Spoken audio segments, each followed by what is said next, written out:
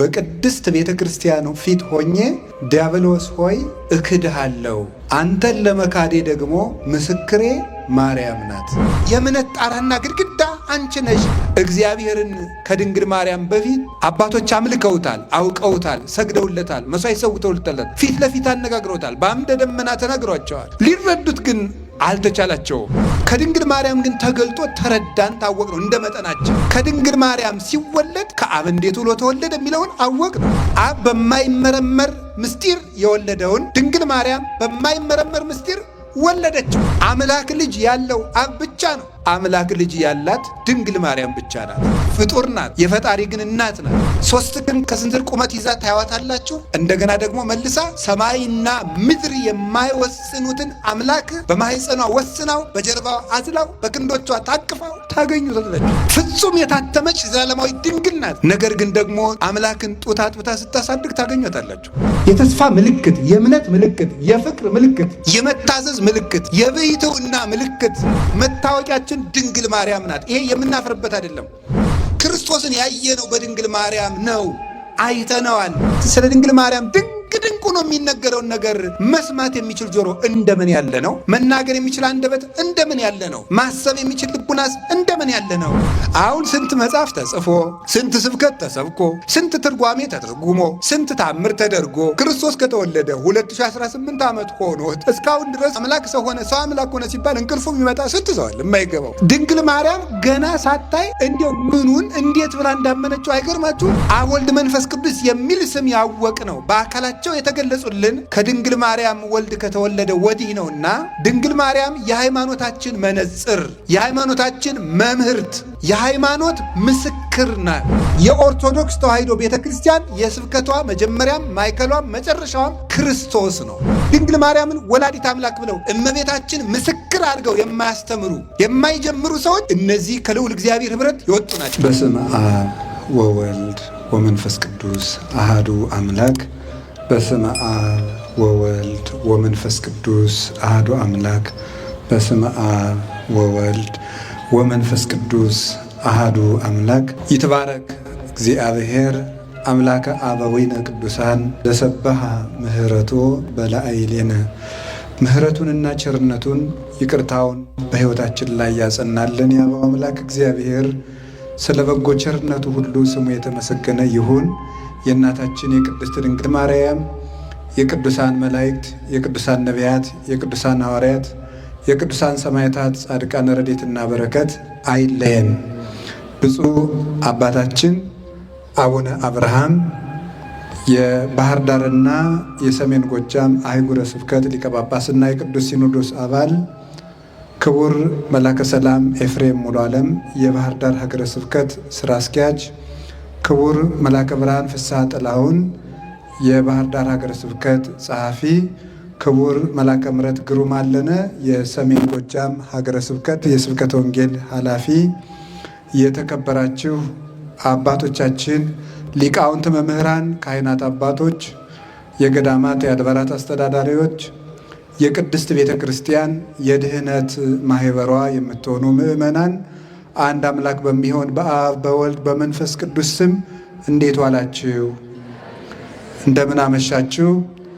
ቸርነት ገንዘቡ የሆነ ፈጣሪያችን ለዚህ ቀን ስላደረሰን በምሕረቱም ስለሰበሰበን ስሙ የተመሰገነ ይሁን። በመካከላችን ተገኝቶ እንዲያስተምረን ቅዱስ ፈቃዱ ይሁንልን። እንደ እግዚአብሔር ቅዱስ ፈቃድ የምንማማርበት የትምህርታችን ርዕስ ለዚህም ምስክሬ ማርያም ናት በሚል ርዕስ እንማማራለን። እስኪ በሉ ሁላችሁ ለዚህም ምስክሬ ማርያም ናት በሉ። ድገሙ በሉ። ሶስተኛ በሉ። ለዚህም ምስክሬ ማርያም ናት።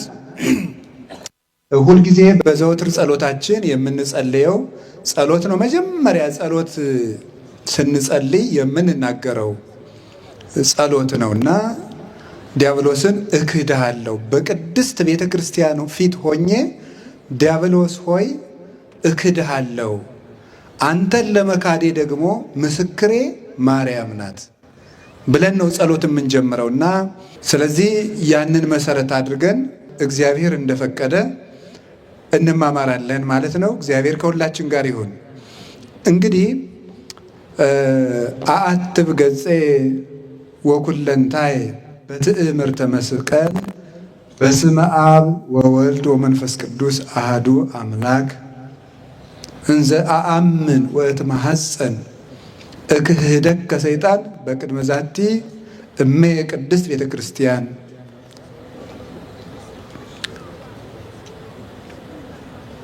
በአብ በወልድ በመንፈስ ቅዱስ ስም አምኜ ፊቴንና መላ ሰውነቴን አማትባለሁ።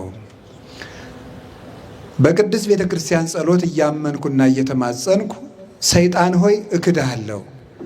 አንተን ለመካዴ ደግሞ ምስክሬ ማርያም ናት። ይህ ብለን ጸሎት እንድንጀምር አበው በስርዓታቸው ስርዓተ ጸሎትን ከመጀመር በፊት ማንም ሰው የእግዚአብሔር ለመሆኑ ከዲያብሎስ ለመላቀቁ ድንግል ማርያምን ምስክር አድርጎ ለጸሎት እንዲቆም አባቶቻችን ስርዓት ሰርተውልናል። ለምንድን ነው ለዚህ ምስክሬ ማርያም ናት ብለን ጸሎት እንድንጀምር አባቶቻችን ያዘዙን? የመጀመሪያው አጭር እያደረግኩ ለወደ እናንተ ለማድረስ እንደ እግዚአብሔር ፈቃድ እሞክራለሁ። እመቤታችን ቅድስት ድንግል ማርያም ለእኛ ለኦርቶዶክሳውያን ለክርስቲያኖች እውነተኛ ምልክትና ምስክራችን ናት። በእውነት ብፁዕ አባታችንም ድንቅ አደረጉ ይህንን ርዕስ መርጠው ጉባኤ ማዘጋጀታቸው። አንድ ኦርቶዶክሳዊ ክርስቲያን በሕይወቱ ዘመን ዲያብሎስ ለሚያቀርብበት ጥያቄም በዲያብሎስ ወንበዴ ፊት ሲያልፍ አውጥቶ የሚያሳየው የይለፍ የመንፈሳዊ የይለፍ ደብዳቤ ድንግል ማርያምን ማሳየቱ ነው። ድንግል ማርያምን ምልክቱ አድርጎ የሚያሳይ ሰው በእርግጥም የእግዚአብሔር መሆኑ በዚያ ይታወቃል። እና ኦርቶዶክስ በዘመኗ ሁሉ የቆመችበት አስተምህሮ ድንግል ማርያምን የነገረ እግዚአብሔርና የነገረ ክርስቶስ ትምህርት ምልክት አድርጋ ማቅረቧ ነው። እና ኦርቶዶክስ የቆመችው እዚህ ላይ ነው። ይሄን እያሰብን እንድንኖር በዚህ ስም ራሱ ጉባኤ መዘጋጀቱ ድንቅ ነው። እመቤታችን የምን ምስክር ናት?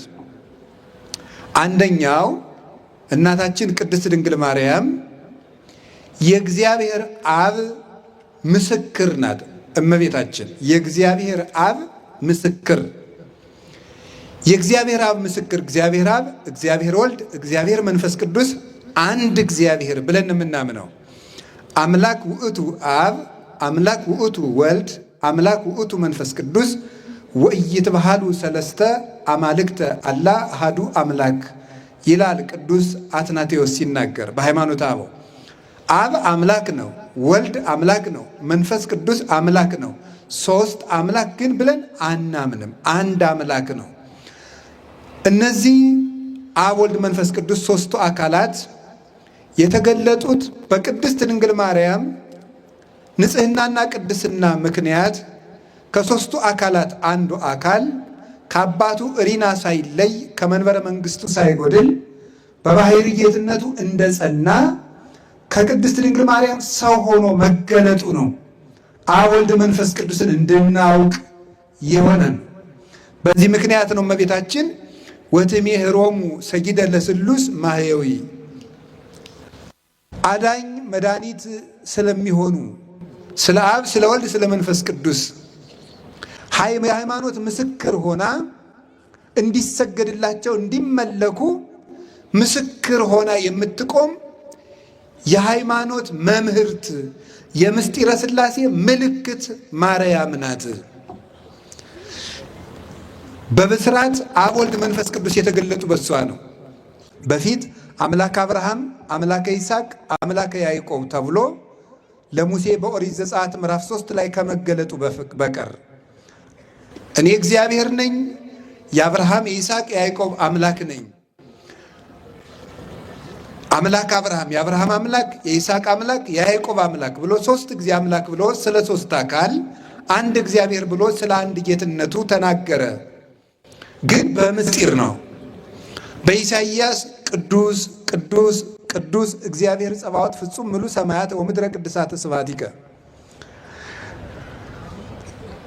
አሸናፊ እግዚአብሔር ሆይ ቅዱስ ቅዱስ ቅዱስ ተብለህ የምትመሰገነው ምስጋና በሰማይና በምድር በአየርና በእመቅ የመላ ነው ብለው ትንቢተ ኢሳይያስ ምዕራፍ 6 ላይ አንድ ቅዱስ ስለ አብ አካል፣ ሁለተኛውን ቅዱስ ስለ ወልድ አካል፣ ሶስተኛውን ቅዱስ ስለ መንፈስ ቅዱስ አካል ወይደግሙ ብሂለ እግዚአብሔር ጸባኦት፣ እግዚአብሔር ጸባኦት የሚለውን ግን አይደግሙትም፣ እግዚአብሔር በባህሪው አንድ ነውና ይላል አባ ጊዮርጊስ ሲተረጎም።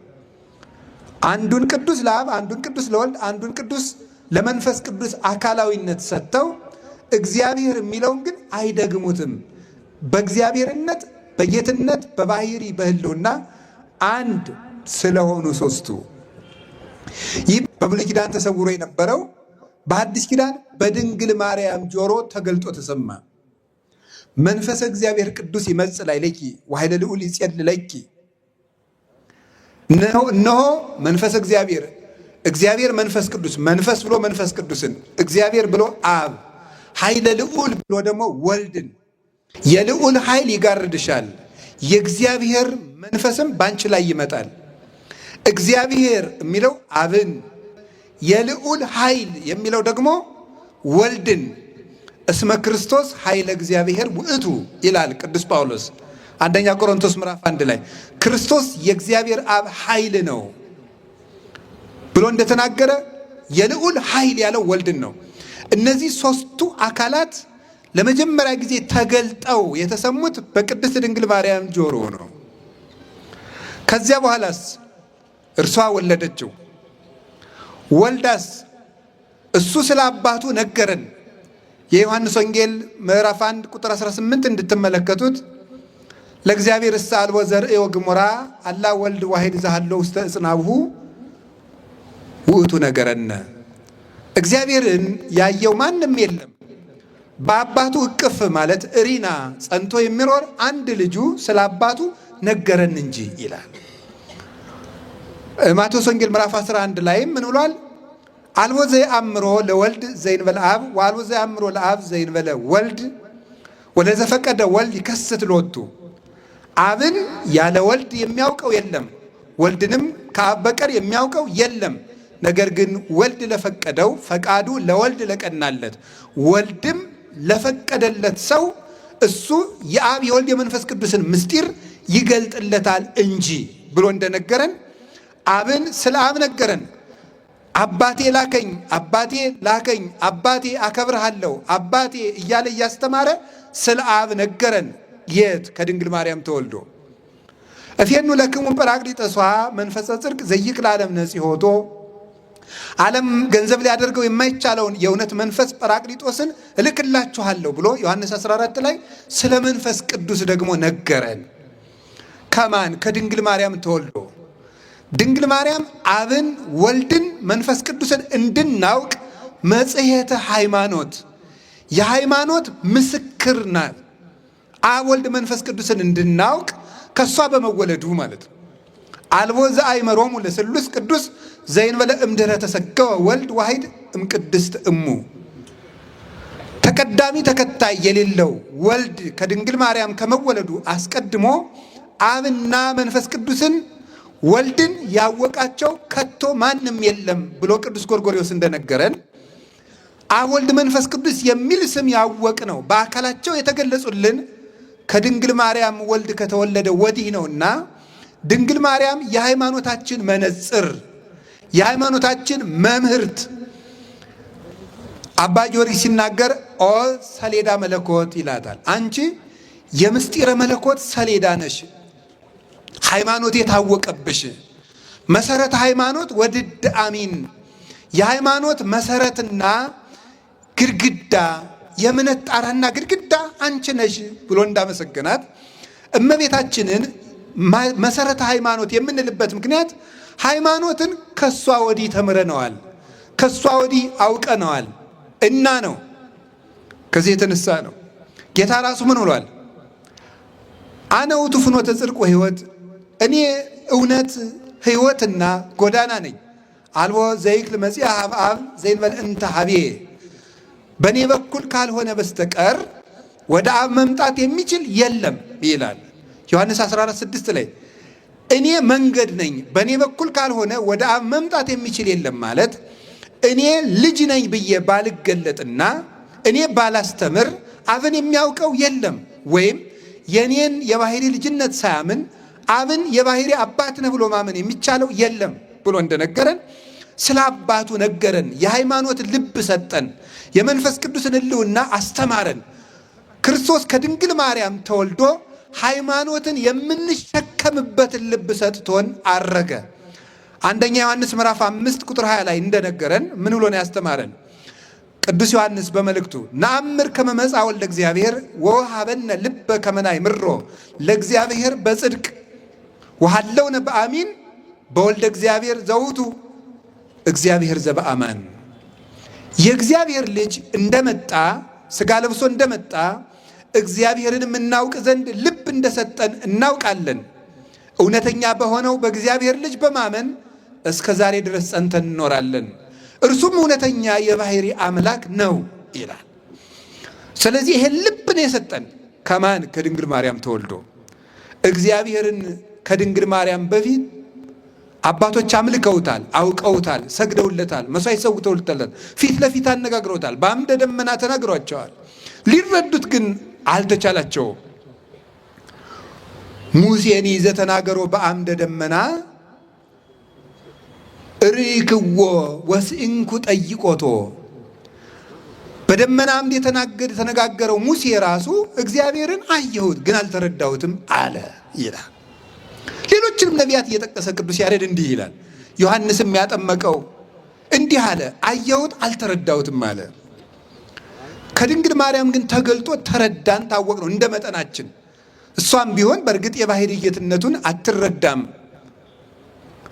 ሰው ሊያውቀው የሚገባውን ግን የመጨረሻውን እውቀት ከእግዚአብሔር ለሰው የተሰጠውን የመጨረሻውን እሷ ታውቃለች።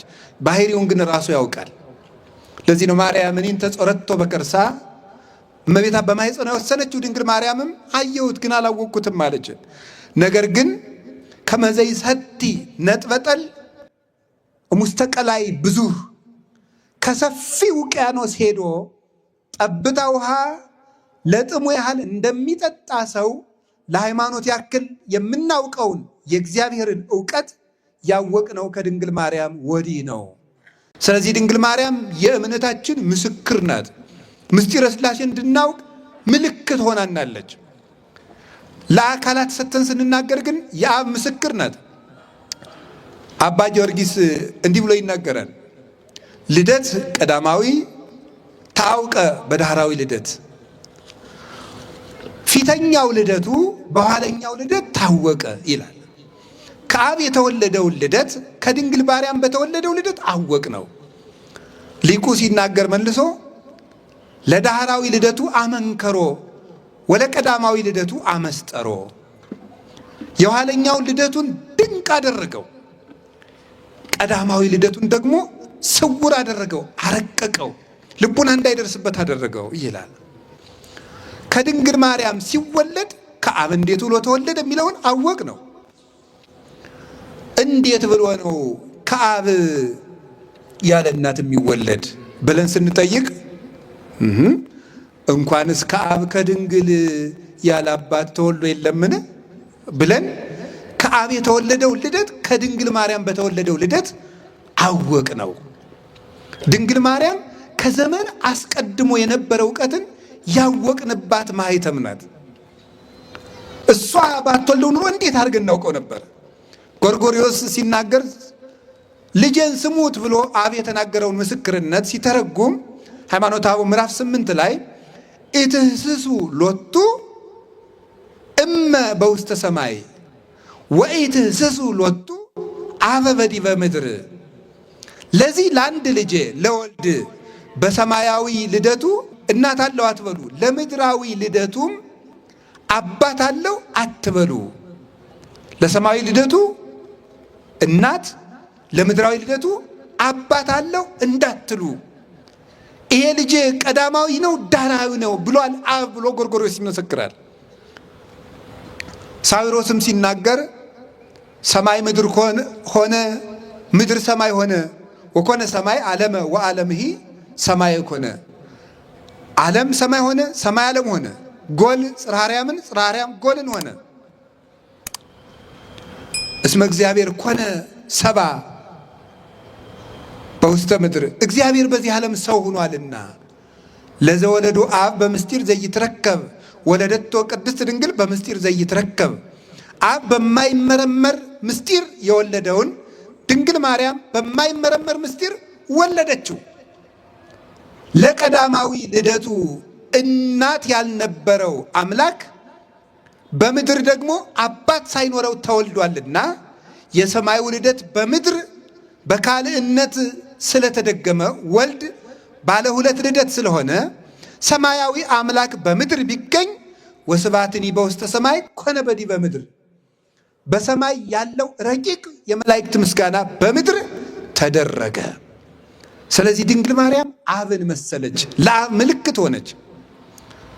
አብም ያለ እናት ወለደው፣ እሷም ያለ አባት ወለደችው። አምላክ ልጅ ያለው አብ ብቻ ነው። አምላክ ልጅ ያላት ድንግል ማርያም ብቻ ናት።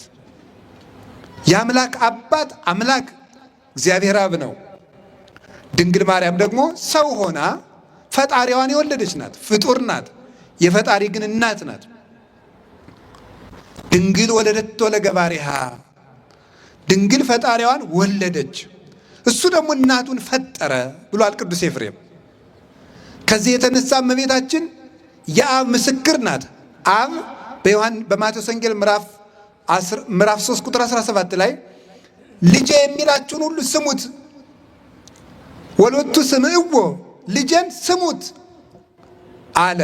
ድንግል ማርያም ደግሞ የዮሐንስ ወንጌል ምዕራፍ 2 ላይ ኩሎ ዘይቤለክሙ ግበሩ፣ ልጄ የሚላችሁን ስሙ አለች። የአብ ምልክት ናትና እመቤታችን ቅድስት ድንግል ማርያም። ስለዚህ ዲያብሎስን ትተን አብን ለማመናችን ምስክር ናት። እመቤታችን እምነትን የምትጋርድ አይደለችም፣ እምነት የሚገለጥባት ናት።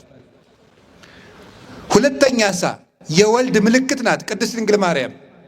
ቅዱስ ዮሐንስ አፈወርቅ ሃይማኖተ አበው ምዕራፍ 67 ቁጥር 31 ላይ እንደነገረን ወእሰብቅ እመንገለ ድንግልናሃ ለማርያም፣ የወልድን የባህሪ አምላክነትና ተዋሂዶ በእናቱ ድንግልና እሰብከዋለሁ ይላል ቅዱስ ዮሐንስ አፈወርቅ። የክርስቶስን ተዋሂዶ በእናቱ ድንግልና አስተምራለሁ። እንዲህ አላለንም ቅዱስ ጳውሎስ? ንሕነሰ ንሰብክ ክርስቶስ አለ ዘተሰቅለ፣ እኛ ግን የተሰቀለውን ክርስቶስን እንሰብካለን አለ። አንደኛ ቆሮንቶስ ምዕራፍ 1 ላይ የተሰቀለውን ክርስቶስ እንሰብካለን። የኦርቶዶክስ ተዋሂዶ ቤተ ክርስቲያን የስብከቷ መጀመሪያም ማዕከሏም መጨረሻዋም ክርስቶስ ነው። ክርስቶስን ግን በእናቱ ድንግልና ትሰብከዋለች። እናቱን እያሳየች የእናቱን ድንግልና ማስረጃ እያደረገች ክርስቶስን የምትሰብክ ቤተ ክርስቲያን ናት። እንዴት አድርጎ ነው? እሱ አምላክ ነው። ኢተመይጠ መለኮት ሀበ ህላዌ ትስብእት ወህላዌ ትስብእትኒ ሀበ ህላዌ መለኮት። እሱ ሰው ሲሆን ስጋን ከድንግል ማርያም ሲዋሃድ መለኮታዊ ባህሪው ወደ ስጋ አልተለወጠም፣ ስጋም ወደ መለኮታዊ ባህሪ አልተለወጠም። ግን አንድ ነው። ክርስቶስ ሁለት አይደለም። አምላክ ሰው ሆኗል። ሰው ከአምላክ ጋር ተዋህዶ ጌትነትን ገንዘቡ አድርጓል። ክርስቶስ አንድ ነው። ግን አምላክነት ወደ ሰውነት አልተለወጠም፣ ሰውነቱ ወደ አምላክነት አልተለወጠም። ክርስቶስ ማለት በራሱ አምላክ ወሰብ ህቡረ በተዋህዶ ማለት ነው። አምላክ እና ሰው በተዋህዶ አንድ አካል አንድ ባህሪ ሆኗል ማለት ነው። እይደለወኒ እስምዮ ለቃለ እግዚአብሔር ክርስቶስ ዘእንበለ ትስብእት ወይለ ትስብእት ዘእንበለ ቃል። ቃልን ያለ ስጋ ብቻውን ክርስቶስ ብዬ አልጠራውም፣ ስጋን ያለ ቃል ብቻውን ክርስቶስ ብዬ አልጠራውም ይላል ቅዱስ ቄርሎስ። ክርስቶስ ማለት የተዋሃደ ማለት ነው። ክርስቶስ ማለት ቅቡ ክርስቶስ ቢል ቅቡ ማለት ነው። ቅቡ ማለትም ስጋን ለብሶ ጌትነቱን የገለጠ ማለት ነው። ስጋን ተዋህዶ ጌትነቱን የገለጠ በተዋሂዶ ራሱን ያከበረ እመንገለ ስጋሁ ክቡር የተባለ ክብር ሳይገባው ስጋው ነሳኢ ስለሆነ ያ ስጋ የባህሪ ጌትነትን ገንዘብ በማድረጉ ምክንያት ክቡር የተባለ ከብረ ተለዓለ ሀይሰ ወረሰ ነግሰ መባል ገንዘብ ያደረገ ነገሰ ከበረ የተባለለት ክብር የማይቀበል ሲሆን ነዳያን የምንሆን እኛን ከፍ ለማድረግ ክብር የመቀበል ተግባሩ የሆነ ስጋን ተዋህዶ ራሱ ስጋውን ያከበረ ለሊሁ አንገሶ ለስጋ ወረሰ ያደ ምስሌሁ የገዛ ስጋውን ከራሱ ጋር አዋሂዶ አንድ አካል አንድ ባህር ያደረገ ስለዚህ ክርስቶስ ይባላል። ልብ በሉ ነገሩን ትንሽ ያውሰበሰብኩት መሰለኝ፣ ግን ቀላል ነው። አይዟችሁ። ሁልጊዜም ቀላል ነገር መስማት አትፈልጉ። አንዳንድ ጊዜም ብሰሉና ጥሬ ቆርጥሙ። እንደዚህ ብሎ ሁልጊዜ ገንፎ እየዋጡ መኖር ተገቢ አይደለም። ሁልጊዜ ገንፎ የምናወጣችሁ ከሆነ ልጅ ናችሁ ማለት ነው። አልበሰላችሁም እኮ። ልጅ ነው መሆን የምትፈልጉት እንዴ? ብሰሉ እንጂ እናንተ ጥርስ አውጡ እንጂ እናንተ እንዴ ዝም ብላችሁ ሁልጊዜ ጌታ እንጀራ ያበላል ልንላችሁ ነው? ሃይማኖታችሁን ማወቁ እንጂ ከበድ ያለ ነገርም ስሙ እንጂ። በተቻለ መጠን ግን አቅልየዋለሁ። ከዚህ በላይ ባቀለው እኔ ራሴ እቀላለሁ። ምን ይሆናል ትላላችሁ?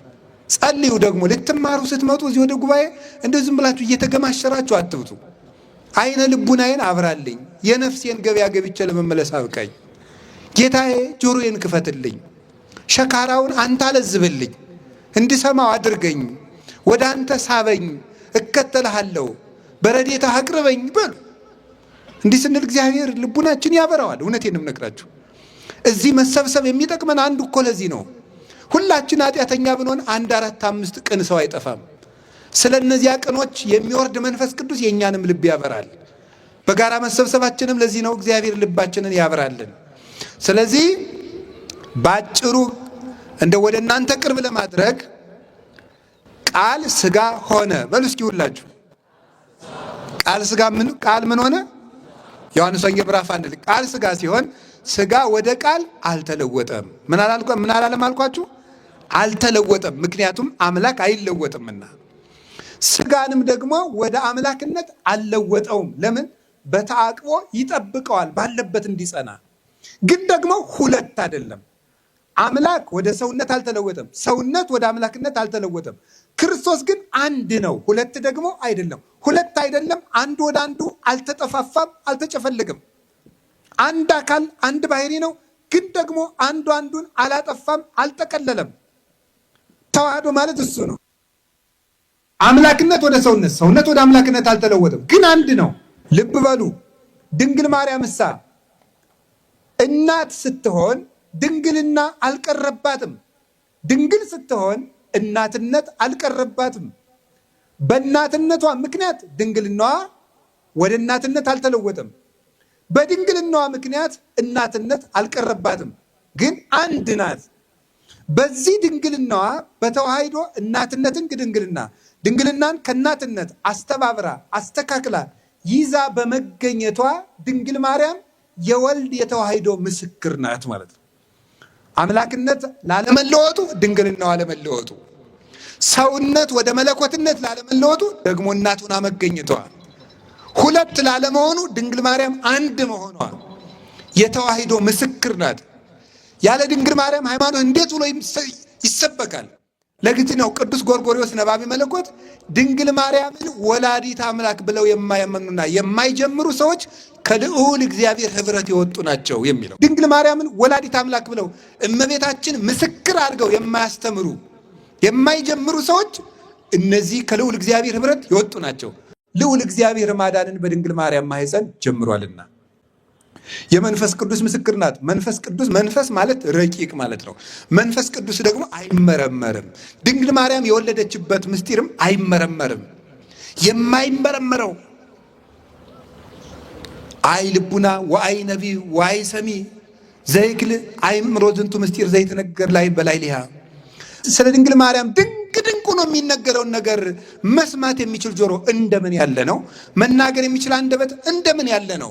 ማሰብ የሚችል ልቡናስ እንደምን ያለ ነው ይላል ቅዱስ ኤፍሬም ሲያደንቅ። የማይመረመር ምስጢር ነው። 3 ቀን ከስንዝር ቁመት ይዛ ታያዋታላችሁ። እንደገና ደግሞ መልሳ ሰማይና ምድር የማይወስኑትን አምላክ በማኅፀኗ ወስናው በጀርባዋ አዝላው በክንዶቿ ታቅፋው ታገኙታላችሁ። ፍጹም የታተመች ዘላለማዊ ድንግል ናት። ነገር ግን ደግሞ አምላክን ጡት አጥብታ ስታሳድግ ታገኙታላችሁ። ረቂቅ ምስጢር ለድንግል ማርያም ተደረገ። መንክር ምስጢር ሀደረ ላይ ለኪ ያላት ለዚህ ነው። ድንቅ ተዋሂዶ ባንቺ ተደረገ። ድንቅ ምስጢር ባንቺ ተከናወነ። ይህን መናገር የሚችል የለም። ለማይመረመሩ ለመንፈስ ቅዱስ ግብር ተረክበት ጽንስተ መንፈስ ቅዱስ በመንፈስ ቅዱስ ጸንሳ ተገኘች የሚለውን የማቴዎስ ወንጌል ምዕራፍ 2 ቁጥር 18 ላይ ያለውን ሊቃውንት ሲተረጉሙት በግብረ መንፈስ ቅዱስ ይሉታል። በግብረ መንፈስ ቅዱስ ማለት መንፈስ ቅዱስ ስራው ረቂቅ እንደሆነ ግብሩ እንደማይመረመር በማይመረመር ምስጢር ማርያም ጸንሳ ተገኘች። በማይመረመረው መውለዷ ለማይመረመረው መንፈስ ቅዱስ ምልክት ናት። ድንግል ማርያም የእምነታችን ምልክት ናት። የመጀመሪያይቱ ደግሞ አማኝ ናት። ይገርማችኋል እኮ አሁን ስንት መጽሐፍ ተጽፎ ስንት ስብከት ተሰብኮ ስንት ትርጓሜ ተተርጉሞ ስንት ታምር ተደርጎ ክርስቶስ ከተወለደ 2018 ዓመት ሆኖት እስካሁን ድረስ ክርስቶስ አምላክ ሰው ሆነ፣ ሰው አምላክ ሆነ ሲባል እንቅልፉ የሚመጣ ስንት ሰው አለ የማይገባው። ድንግል ማርያም ገና ሳታይ እንዲያው ምኑን እንዴት ብላ እንዳመነችው አይገርማችሁ? አምላክን አምላክ ያበላል፣ አምላክ ያጠጣል፣ አምላክ ያለብሳል፣ አምላክ ያድናል ይባላል እንጂ አምላክ ይወለዳል ሲሏት እንዴት አልጨነቃትም? አይገርማችሁ እምነቷ እንዴት ትልቅ እንደሆነ። የድንግል ማርያም ያህል አማኝ ልብ ተገኝቶ ያውቃል? የለም። የመጀመሪያይቱ ያልከበዳት በእምነት ጉልበት የተቀበለችው ጠየቀች።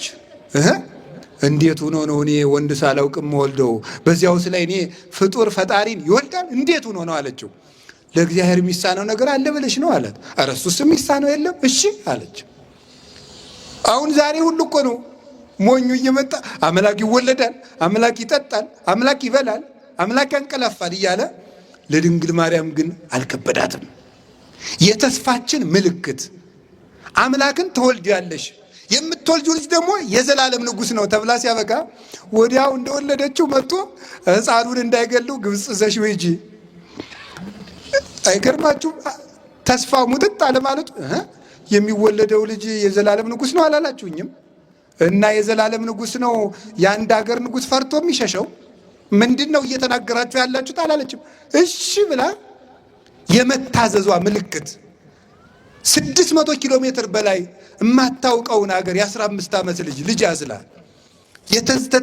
የተሰደደች የተስፋ ምልክት፣ የእምነት ምልክት፣ የፍቅር ምልክት፣ የመታዘዝ ምልክት፣ የብሕትውና ምልክት መቅደስ ገብታ ዞር ያላለችው 40 ዓመት አይናቸው 50 ዓመት 40 ዓመት አይናቸውን ዘወር ብለው ላላዩት ባሕታውያን ምልክት እንድትሆን ርግብ እንተ ትኄውጾሙ ለባሕታውያን ያለው ሊቁ ለዚህ ነው ያላት። ባሕታውያንን ዙራ የምታረጋጋቸው መልካሚቱ ርግብ እናታችን ቅድስት ድንግል ማርያም የፍቅር ምልክታችን፣ የድኅነት ምልክታችን። ትዝ ይላችኋል። የመጨረሻው ላሳጥረው ብዙ መርሃ ግብር ስለሚኖር ከዚህ በኋላ ስለ ድንግል ማርያም አሁን እኔ ነገርኳችሁ እንዳይመስላችሁ። ስለ ድንግል ማርያም እንድታውቁ ማሳሰቢያ ነው የሰጠኋችሁ እንጂ አሁን ስለ ድንግል ማርያም እኔ አሁን አስተምሬያችሁ መሰላችሁ? እንደው ቢጨንቅ ነው እንጂ አይደለም። ልነግራችሁ የምፈልገው የመጨረሻ ድንግል ማርያም እያችሁ ምስክራችን። አንድ ሰው ዕዳ ይከፈልለታል። ዕዳው ሲሰረዝለት ምን ይሰጠዋል? ደረሰኝ ይሰጠዋል አይደል? ሌላ ጊዜ ሲጠየቅ ይኸው ደረሰኝ የሚል ደረሰኝ። ትዝ ይላችኋል? መጀመሪያ ዕዳ ስንገባ እዛፉ ስር አንድ ሴት ነበረች። ማን ትባላለች? እናታችን ሔዋን። ዕዳ ስንገባ አንድ ሴት ነበረች። ዲያብሎስ ሔዋንን እያሳየ ነበር ናግባ ወደ ሲኦል የሚለን ሔዋንን ማስረጃ እያደረገ። ዕዳ ውስጥ ስንገባ አንድ ሴት ዛፉ ስር አለች። ዕዳችን ሲሰረዝ ደግሞ ደረሰኙን የምትሰጠን የነፃነታችን ደብዳቤ ዛፉ ስር አንዲት ሴት ያላችሁ። ዛፉ መስቀል ነው። ያቺ የነፃነት ደብዳቤ ደግሞ ማናት? እመቤታችን ናት። ዮሐንስ ወንጌል ምዕራፍ 19 ቁጥር 26 ላይ መድኃኒታችን ኢየሱስ ክርስቶስ በእኛ ላይ የነበረውን ያንን ወደምሰሰ መጽሐፈ ዕዳነ እንዳለ ቅዱስ ጳውሎስ የዕዳ ደብዳቤያችን በደሙ ቀዶ ኃጢአታችንን ሰርዞ መተላለፋችን ሁሉ እሱ ቤዛ ሆኖ የድነት በርን ከፍቶልን ሩጫውን አሳይቶን ሲፈጽም ይሄው እንግዲህ እርግማናችሁን አጠፋውላችሁ፣ ዕዳችሁን ሰረዝኩላችሁ፣ የገነት በር ተከፈተ፣ አርአያ ሆንኳችሁ፣ በኩር ሆንኳችሁ፣ የምህረት በር ሰጠዋችሁ። ለዚህ ደግሞ ምልክት የምትሆናችሁ ምስክራችሁ ይሄው እናታችሁ።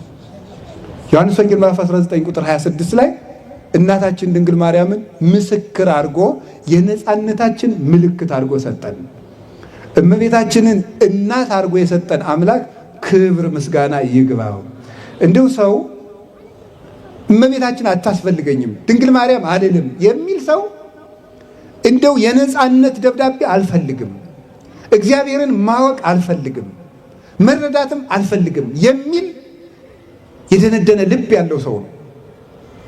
እኛ ግን አባቶቻችን እንዳስተማሩን ዲያብሎስን ለመካዳችን በመስቀሉ ነፃ ስንወጣ ዲያብሎስን ደምስሶ ክርስቶስ ከመስቀሉ ስር ዲያብሎስን የደመሰሰው በመስቀሉ ነው። ዓርብ ዲያብሎስን ቀጥቅጦ ከዲያብሎስ ነፃ ወጣችሁ፣ ለዚህ ምስክርና ይቻት እናቴ ብሎ እንደሰጠን ዛሬ ቀራንዮ ቤተክርስቲያን ናትና ቤተክርስቲያን ፊት ዲያብሎስን ክደን የክርስቶስ ወገን ለመሆናችን ምስክራችን ማርያም ናት።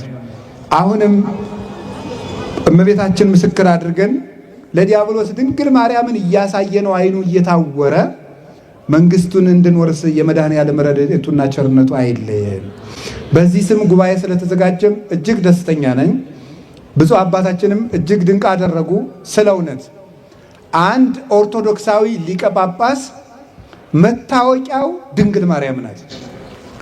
መታወቂያው የሚታይበት የሚለካበት የሐዋርያት ምልክታቸው ሞገሶሙ ለሐዋርያት ሞገሰ ስብከቶሙ ለሐዋርያት፣ የሐዋርያት የስብከታቸው ጣዕም ድንግል ማርያም ነበረች። የሰማዕታት እሞሙ ለሰማዕት እናታቸው ድንግል ማርያም ናት። በሊቃነ ጳጳሳት ራስ ላይ የምታበራው ዕንቁ ድንግል ማርያም ናት። ብርሃኑ ደግሞ ልጇ ነው። አንድ ሊቀ ጳጳስ ምልክት አድርጎ የሚወጣው ለሊቀ ጳጳስ ሰይፍ የለው፣ ሰራዊት የለው፣ ጋሻ ጃግሬ የለው፣ ዱላ የለው፣ ሀብት የለው፣ ብር የለው። አንድ ሊቀ ጳጳስ ለልጆቹ የሚያሳየው ጋሻና ምልክት ድንግል ማርያም ናት።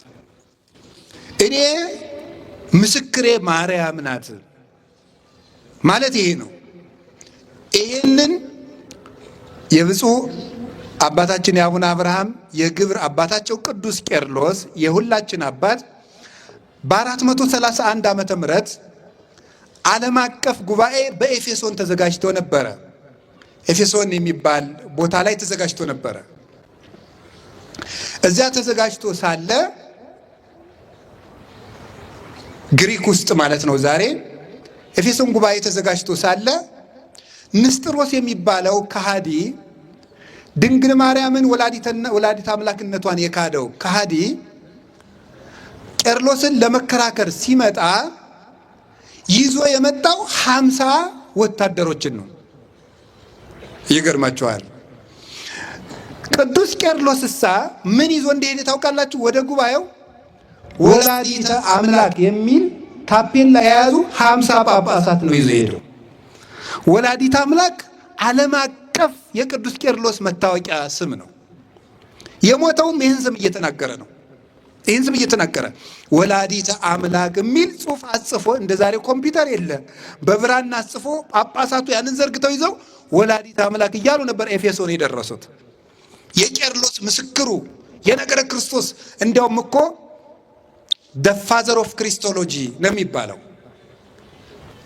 ቅዱስ ቄርሎስ ወይም ዘ ዶክተር ኦፍ ክሪስቶሎጂ ይባላል። የነገረ ክርስቶስ አባት ነው የሚባለው። ክርስቶስን እንደ ቄርሎስ አድርጎ የሰበከ የለም። እንደ ቄርሎስ ክርስቶስን የሞተለት ያመሰጠረው ተዋህዶውን የገለጠ የለም። ምልክቱ ግን ድንግል ማርያም ነበረች። መታወቂያው ወላዲተ አምላክ፣ መታወቂያው ወላዲተ አምላክ ነበረ። ድንግል ማርያምን ወላዲተ አምላክ እያለ ክርስቶስን ሰበከው። በየትኛውም የሊቅ ትምህርት ብታነቡ፣ የቤተ ክርስቲያን ትምህርት ብላችሁ ብታነቡ፣ በአማርኛም በግዕዝም በእንግሊዘኛም የቅዱስ ቄርሎስ መጽሐፍት አሉ። ፈልጋችሁ ብታነቧቸው እንደ ቅዱስ ቄርሎስ አድርጎ ነገረ ክርስቶስን የሰበከ የለም። ግን ድንግል ማርያምን ምልክት እያደረገ ነበር ያስተማረው። እና እኔ እውነቴን ነው፣ ለዚህም ምስክሬ ማርያም ናት የሚለው ጉባኤ መዘጋጀቱ የኦርቶዶክሳውያን መታወቂያ የሚሆን ጉባኤ ነው። እንዲህ ያለ ጉባኤ እስካሁን መዘጋጀትም ነበረበት። እንግዲህ መዘጋጀት ያለበት ወደፊቱም መቀጠል ያለበት ነው። መታወቂያችን ድንግል ማርያም ናት። ይሄ የምናፍርበት አይደለም። ክርስቶስን ያየነው በድንግል ማርያም ነው። አይተነዋል፣ አየነው፣ ዳሰስነው። ወንድማችን ሆነ፣ አባታችን ሆነ፣ ስጋችን ለበሰ። እኛ በተመላለስንበት ምድር ተመላለሰ፣ እኛን መሰለን። የራቀንን አምላክ ቀርበን እንድንዳስሰው ያደረገችን እመቤታችን ናት። ለዚህ ምስክራችን ማርያም ናት። ለመንፈሳዊ ሕይወት ሁሉ ምልክት የድንግል ማርያም ሕይወት ነው። ስለዚህ ብፁዕ አባታችን ድንቅ አደረጉልን። ዘመናቸውን ያርዝምልን።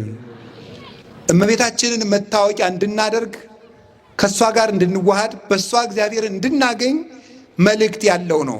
ልጆች መታወቂያችሁ ድንግል ማርያም ናት፣ ምስክራችን እመቤታችን ናት፣ የመዳናችን ምልክት ናት የሚል መልእክት ያለው ጉባኤ ነው። አንድ ሊቅ የተናገረው ልንገራችሁ። ሰው እግዚአብሔርን ለመውደዱ ወርቅ ያመጣል፣ ብር ያመጣል፣ ዕንቁ ያመጣል። እሱ የሰው ልኩ እስከዚያ እስከሆነ ድረስ ነው እንጂ የእግዚአብሔር ፍቅር ግን በዚያ ብቻ የሚገለጥ አልነበረም ይላል። የሰው ልኩ ግን እዚያ ላይ ያበቃል። በቃ አለቀበታ። የመጨረሻ ትልቅ ነገሩ ወርቅ ሆኖ ቁጭ። የሰው ነገር ምስኪን አይደል? የመጨረሻ ወርቅም ላለው ነው እያላችሁ ነው። አባ አልገባህም፣ እኛ ዳቦም የለን እያላችሁ ነው አይደል? በውስጣችሁ ግድ የላችሁም። ባላችሁ መጠን ማለት ነው። ውሃ ያለው በውሃ ፍቅሩን ይገልጣል። አንድ የቤተ ክርስቲያን ሊቅ የተናገረውን ልንገራችሁ። አሁን እኛ ለድንግል ማርያም የምናደርገው ነገር ሁሉ ለእሷ ይመጥናል ይላል። ኧረ አይመጥንም። ምን ብለንስ እናመሰግናታለን? ኧረ አይመጥንም። ግን እላ አንድ ንጉሥ በግዛቱ ሲያልፍ አንድ ገበሬ እኒያ ምንድን ናቸው ብሎ ጠይቆ ንጉሱ ሲያልፉማ የማይመጥን ስጦታ ቢሆንም እንደው መቼም ንጉሱን መናቅ እንዳይሆንብኝ ብሎ ውሃ ቀርቶ ይዞ ይሮጣል ወደ ንጉሱ። ንጉሱ ያን ገበሬ አንተ እኔ ጠጅ ነው እንጂ ውሃ ጠጣለሁ ይለዋል ወይስ እኔን አክብረ በሬዎችን አቁመ ውሃ ቀርተ መጣ ብሎ ይሸልመዋል ይላል? ይሸልመዋል እንጂ ገበሬው በአቅሙ ንጉሱን አክብረዋል። እኛም ድንግል ማርያምን እስከ መጨረሻው አቅማችን ማክበራችንን ለመግለጽ ነው እንጂ ለመሆኑ እግዚአብሔር ልጇ በሰጣት ክብር መጠን ይቅርና ምኗንስ የአንዲቱን የፀጉሯን ዘለላስ ማክበር ይቻለናል? አይቻልም። ድንግል ማርያምን እንደምንወዳት እስመ አፍቀረ ንጉሥ ስነጊ ንጉሥ እግዚአብሔር ዓይኑ ያረፈባትን ድንግል ማርያም በማክበር እግዚአብሔርን እንድናከብር ይሄ ምልክት ነው። ለዚህ ምስክሬ ማርያም ናት። እግዚአብሔር ይስጥልኝ። ወስብሐት ለእግዚአብሔር።